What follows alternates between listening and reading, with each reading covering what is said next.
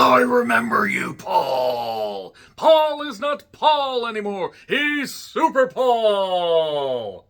Whisper of the Witch is currently on Amazon Video. It comes to us from Well Go USA Entertainment and the filmmaker that brought us Project Gemini. If you remember Project Gemini, I'm sorry. I'm deeply, deeply sorry that you remember that. That was a Russian film with a really bad English language dub that sounds like it was recorded on a phonograph. Fitting because this film features a phonograph.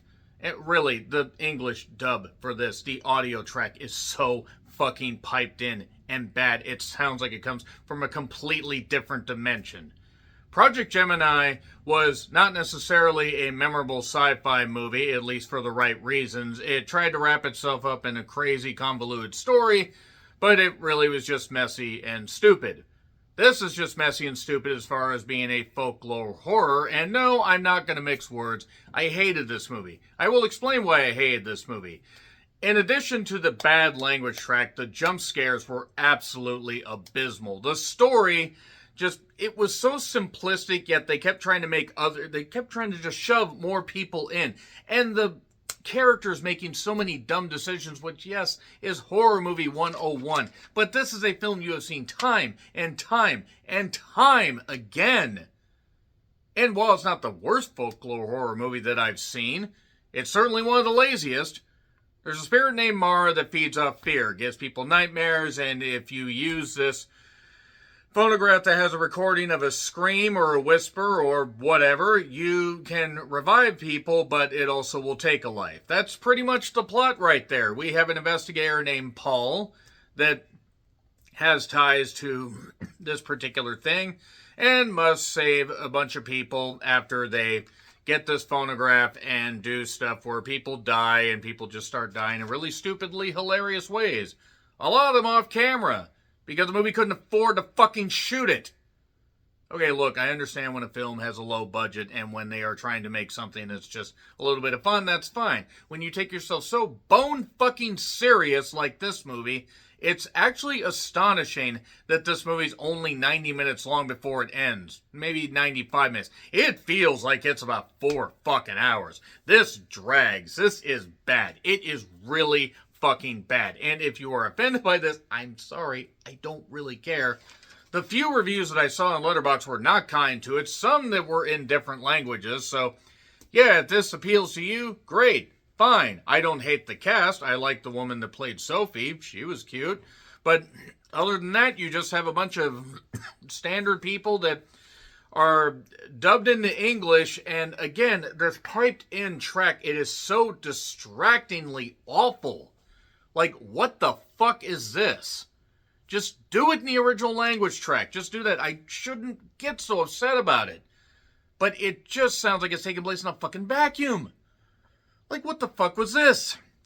And also, the special effects are shit, and the story's just not any fucking good. So I'm going to get into spoilers and rant more. On Amazon, 321, spoilers. So, yeah, I'm not going to attempt to pronounce any of the names of the cast or crew. It just, again, why? Just why was this made? So, way too dark to also see what the fuck is going on. If you can't afford a light to make it look halfway decent, you're stupid. You're just stupid and you're lazy, or you just shouldn't be making any fucking films. These jump scare noises are shit. I mean, again, they're really shit. I really shouldn't be harsh about this. I shouldn't. But god damn it, this is lazy. Yeah, the director of Project Gemini, I noted and I go, well, shit, I'm in a lot of trouble, because once I actually looked at that and read up on it, I go, oh, I reviewed that movie, because I really genuinely forgot I made a review for that movie. The audio mixing. Again, for what reason was it so bad? Did you have somebody that was drunk doing the audio mixing?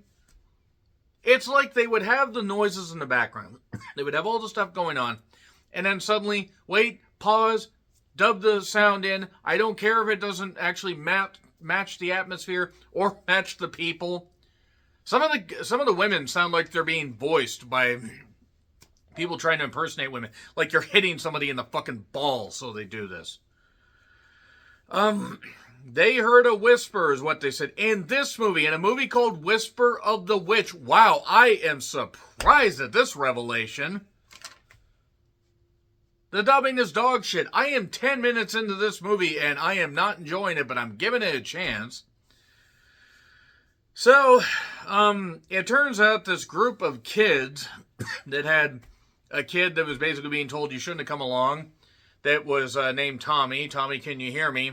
Has a brother named Nick, and then there's an investigator named Paul that talks to a guy named Nick. Yes, it turns out Paul was actually part of this group as well, and Nick is a cop in whatever nameless fucking city this is. I don't know what this is. I don't know.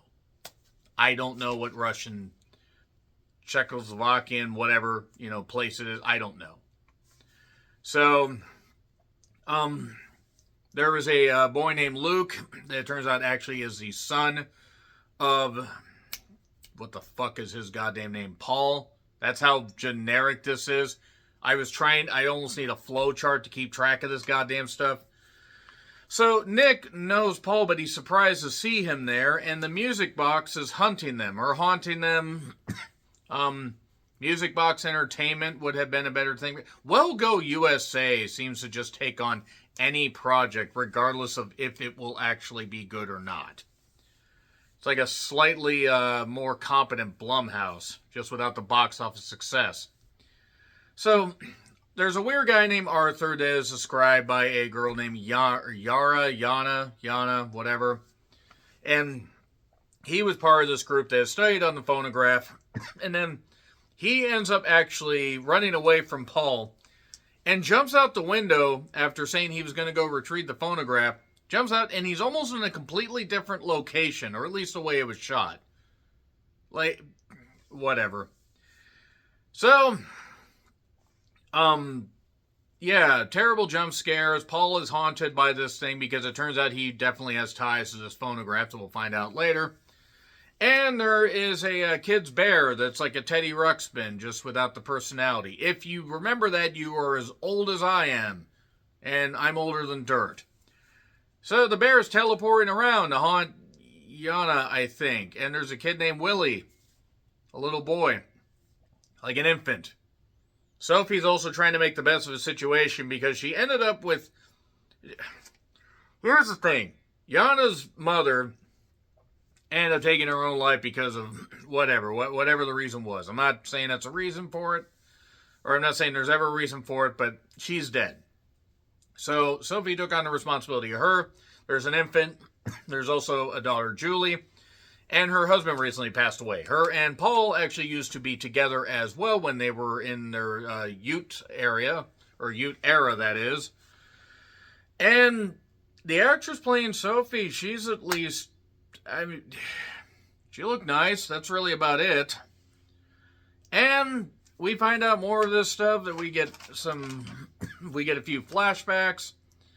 And there are mannequins that are in this basement. Julie doesn't want to get with Ron because he's not a captain yet. He's not Captain Ron.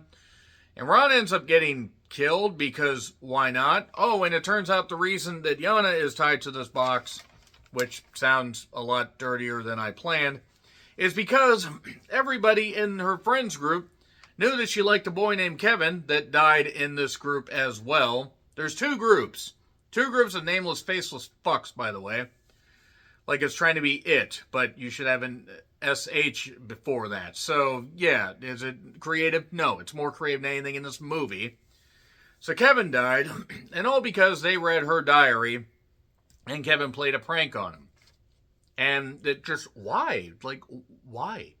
Why would you do that to somebody that's supposed to be a friend of yours? So... And Sophie goes through her old photos with Paul. They end up sleeping together. And then we hear... Ron has died, by the way. He got killed seemingly by a mannequin. I think everybody else in this movie is a living mannequin. Like that episode of The Twilight Zone with the department store mannequins where they got back to life. It's not I Sing the Body Electric. God damn it, I don't remember what the fuck it's called. But anyway, those, except I think those mannequins actually had more personality than these people. And sorry, if you happen to be part of this cast, and you happen to be part of this crew, and you thought you were making a good movie, I'm glad you thought that. I don't agree, but I'm glad you thought that. I endured this shit. So, I noted that Sophie would be hard to resist. Captain Ron's phone is in the basement, and then Julie has to go get the diary because Sophie found out what happened with Yana, and then these two people, Paul and Sophie, cannot read a fucking map. Just a simple drawn map that I think any 5th grader could have drawn. Possibly a 3rd grader. But drawing all this stuff, and it's like, oh, look, there are these things, and oh, they end here, and wait, where's the house? Literally, like, a few locations. It's not that hard to find. It's also apparently not a big shoot, so you only have about 3 places you can go to. And it turns out there's these catacombs. How did she not know there were fucking catacombs there this whole goddamn time? Why is this frustrating me? I don't know. By the way, there are moths that apparently feast on blood, or moths that just sit around, and I don't think moths move like that, but nevertheless. Arthur shows up again. He's somewhere near the basement or catacomb or whatever. I don't know. Don't make any noise. She'll hear you. She's the goddess of death. Mara is. And they've been targeted since they were children because it turns out that Sophie was the one that fell down the stairs. She broke her neck. And the Whisperer has the power to heal, but also has the power to take life. So he used that to heal Sophie. Tommy ended up getting killed by running, screaming into the goddamn woods and either getting hit by a car or taken or whatever. They couldn't afford to shoot it. And Nick has been upset at him ever since. And there you are. So, they need to burn the goddamn box. So that doesn't work because it also turns out that Yana has been using it to communicate with her mother and thinking it's her mother, but it's not her mother. We then see a ritual of how the goddess of death got to be in this house with the sacrificing of this lady and her granddaughter. It's fine. It's fine. Whatever. It's okay. I don't know why this frustrates me so goddamn much. Maybe it's just because I'm nearing the end of the fucking year. This is a 290-something movie that I've seen. 91, whatever it is. Like, I am within 50 of breaking the record that I had last year. And I've watched so much slop the last few years, like 2022, especially 2023, 2024, and this year, that movies like this just break me because they are just so generic. And again, the language track. The fucking language track. Put it in your own goddamn language. I actually would much prefer that. It probably wouldn't have made the movie any better, but it couldn't have made the movie any worse. So, she thinks it's her mother, but she's seeing things that aren't really there. I wish I wasn't seeing this movie at all. I wish I had turned this damn thing off in the first 5 minutes like I had planned. And, God, these stupid jump scares. Good Lord, these jump scares. These stupid possession scenes. So, basically, Yana must, she ends up having to be kind of like pushed to the side because Nick needs to reveal his backstory that he tried to use the box to revive Tommy, but then realized it was a mistake and started putting the thing backwards. He started cranking it backwards. That hurts, by the way. Not that I will tell you how I know from experience. But now, Paul's grand idea, they were all going to leave, but Paul's grand idea is to have the box, and he ends up turning it backwards because Yana is going to basically end up sacrificing Willie to bring back her mother, which I don't know if that's how that works. And Paul ends up basically saying, well, you know what? I'm going to end this. So I'm just going to turn this thing backwards, and I'm going to save my son, and there you go. And then, the bear lives. Yeah, that's pretty much it right there. That was literally it. With this, by the way, this is what the goddamn, language sounded like. This is what it sounded like the whole time. That's literally what the audio sounded like. It sounded like people were being, fucking choked out by Chris Benoit or something. So, yeah, that's about it right there. So, sorry if anybody on this film happened to wander in and watch this review. I don't wish any ill upon you guys, cast, crew, whatever. Thunders maybe, because apparently you need to fund stuff with a little bit more money. But this gets an F because it's terrible. It's really fucking terrible. Terrible folklore, terrible possession stuff. I mean, just terrible all around. But that language track's what puts it over the top. Anyway, F. Agree, disagree with what I said? Like, share, subscribe. Twitter, Letterboxd, Blue Sky handles in the description. I'm John Rant. Until we revisit folklore horror again, happy trails to you.